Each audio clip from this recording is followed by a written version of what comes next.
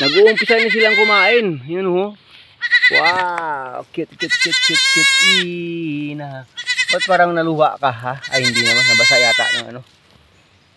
Oh wow, baby. Cute baby, ano.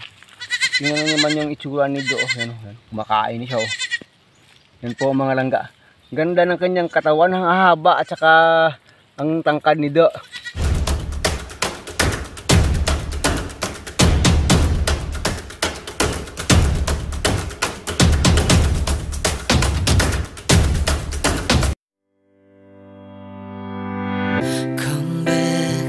Wala po dito sa goat house, dinala po natin sila dun sa kabila. Kaya puntahan natin sila dun mga kameme para makita ninyo. Update po natin kasi po si Ina at saka si Do ay pinanganak noong March 15. So bali ngayon ay April 11 na. We have at least 4 days na sarado magiging 1 month old na sila. Dinala ko sila dito kasi dito tayo nagbigay sa kanila ng kumpay na dahon ng aratilis sa loob ng ating fence area dito. Yan po. O, kung makikita po nyo, nakatambay po si Dansoy. Ito na po si Dansoy oh. At saka si Elmira. Yan po. At ayaw kumain ha. Oh, magpapa-ano muna sa sinag ng araw. Ito na po, oh, yan. Ito na po si Ina. Cute. Oh, ito naman sila Bunay ito. Ito, naunahan pa ito. Pero ang laki nito nito. Oh, yan. Ganda ng katawan nito, oh, yan. Ito yan si Do. Malapit na mag 1 month. Ito naman si Friday Labunay. Kaso lang nag-iisa siya. Kasi ang bilis niyang lumaki. Sobrang, ayan oh. Sobrang siba sa didi. Sa didian, sa nanay niya. Kaya biglang tawag doon na mayat agad yung nanay sa kasobrang dede. Pero ito si Do, ayan. Cute talaga ng katawan ni Do. Yun. Haba at matangkad siya. Si Ina naman, hindi siya masyadong malaki. Pero cute na talaga. Yun po, yan. At saka medyo recovered na yung nanay nila. Lumaki na yung katawan ng nanay nila. Oh, yan po. At the age of 3 months, nag-uumpisa na silang kumain. Yan ho. Wow, cute. Ina. Ba't parang naluha ka ha? Ay hindi naman, nabasa yata ng ano. Oh wow, baby. Cute baby, ano. Tingnan naman yung itsura ni Do. Makain siya oh. Yan po mga langga. Ganda ng kanyang katawan, ang haba at saka ang tangkad ni Do. Sa kakalabasan nila 7:20 AM in the morning. At the age of yan po 3 weeks old, talagang kumakain na sila talaga.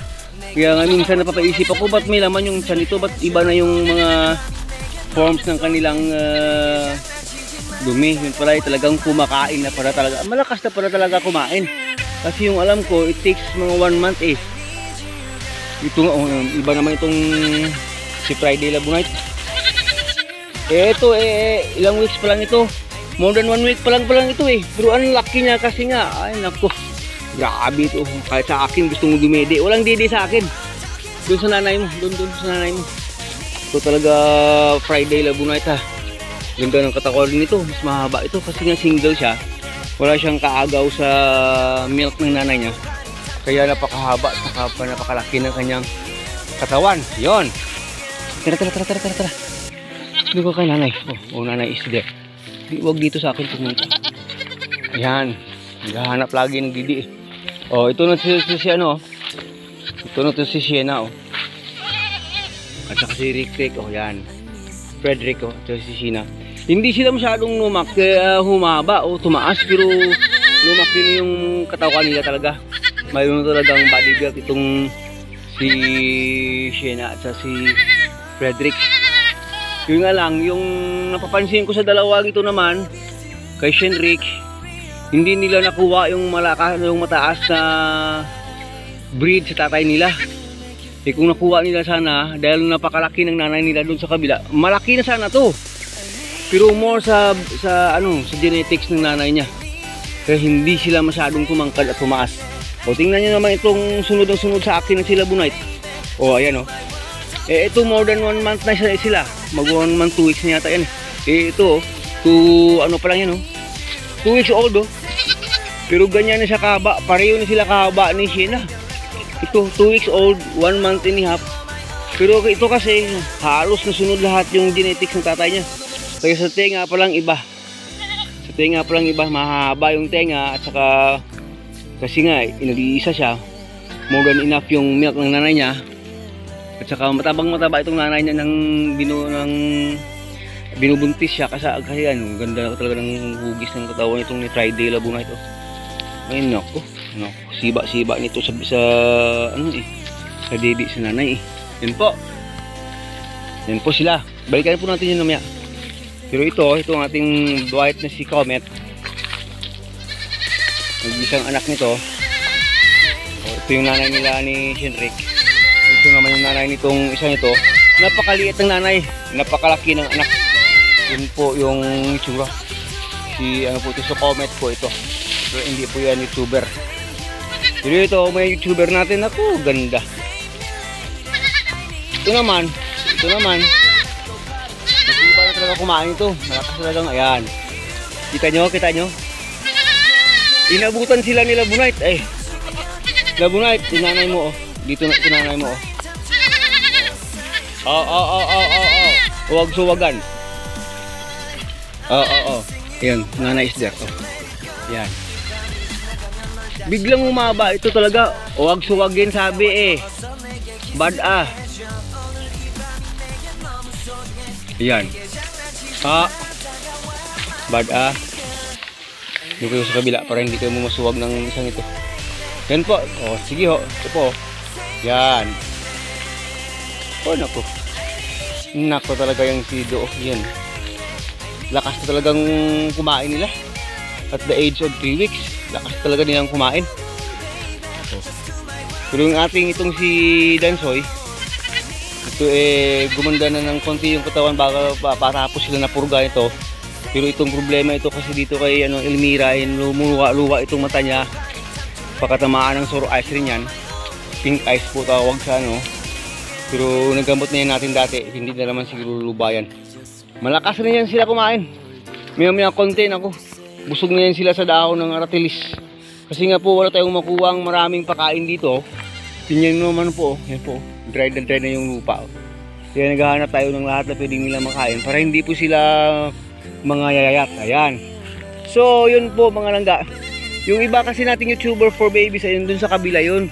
Sa goat house ng tatay. Kaya hindi natin sila mapuno ng video sa ngayon. Pero baka mamaya konti mapunta natin doon, ipakita natin sila sa inyo. Ano yung kalagayan doon ni OJB at saka Just Elise at saka ni Madeline at Dalin. Pero dahil din dito tayo, kinukuha po natin yung time natin na talagang ma-video itong si Do at saka si Inaw. Wow! Galing-galing naman ni Ina kumain ng dahon. Ang lakas-lakas kumain ng Grabe siya Good morning baby Ina. Yung nanay nila tawag dun, avoiding ka na camera. Takot na video. Pero malaki yung nanay nila.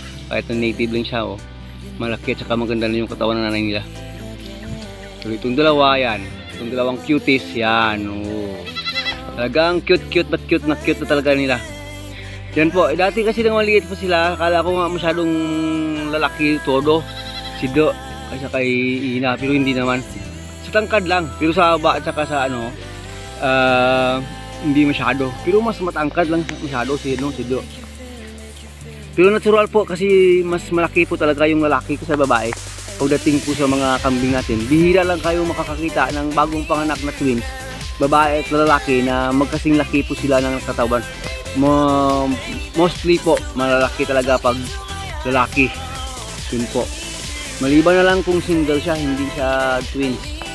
Na pag malaki na siya nang nilabas, talagang malaki. Kaya din po dun sa kaibigan natin kay Mami Nalin na naging anak ng kambing niya sakay tawag doon. Alpine, malaking malaki kahit na babae yung anak. Yan po sila. Yan. Okay. Duduwa po natin mga konti mga langga. Yan, maliksi na yan sila, masyado nang malakas. Masyado silang bibo at saka masyado silang energetic talaga. Kahit saan natin sila dalhin, talagang malakas. Mabilis na yan sila tumakbo, grabe. Makakasunod din sila sa mga nanay nila kahit sa takbuhan. Ganun na po sila kalakas ngayon. Pero ito, si Labunite, malakas na tumakbo. Pero palaging nalilito to kung sino yung susundan, yung nanay o yung ibang nanay. Yun yung problema nito. Kasi hindi niya kabisado pa yung place. At saka nalilito siya minsan. Ikaw lang ko buhat, kumakain ka na eh. Ganyan ka na, kumakain talaga si Labunite. Ako yung nahihiwagaan dito. Kaya pala grabe nakalaki yung katawan. Kumakain talaga siya. Talagang kumakain. Magto 2 weeks pa lang ito eh. Kaya pala lakas ng katawan niyo. Kaya pala ganda ng katawan ni Labunite ito. Ano yan? Ano yan naman? Labunite. Kaya pala maitim na yung dumi. Kumakain pala talaga siya dito. Ayan o, yung didi naman ng nanay yung tintira o. O siya! Punta pa tayo kabila. O yan na po si Madeline at saka si Dalin. Yung white na yan o, si Dalin yan o, saka si Madeline o. Malaki na siya, sila mahaba na sila. At masyadong ano yung nandagdag sa kanilang katawan. Umaba talaga sila at gumanda yung katawan nila talaga. Yan dati si Dalin muntik niyang tinamaan ng ng pneumonia. Sabi ko nga baka mamatay, buti na lang ay nag-aapan agad dyan kasi minsan isang araw hindi na yan kumakain hindi na rin dumidede. Pero ngayon yan po, malakas na po sila. Gumanda talaga yung katawan niya. Yan, sunod-sunod ng konti sa pula ng nanay.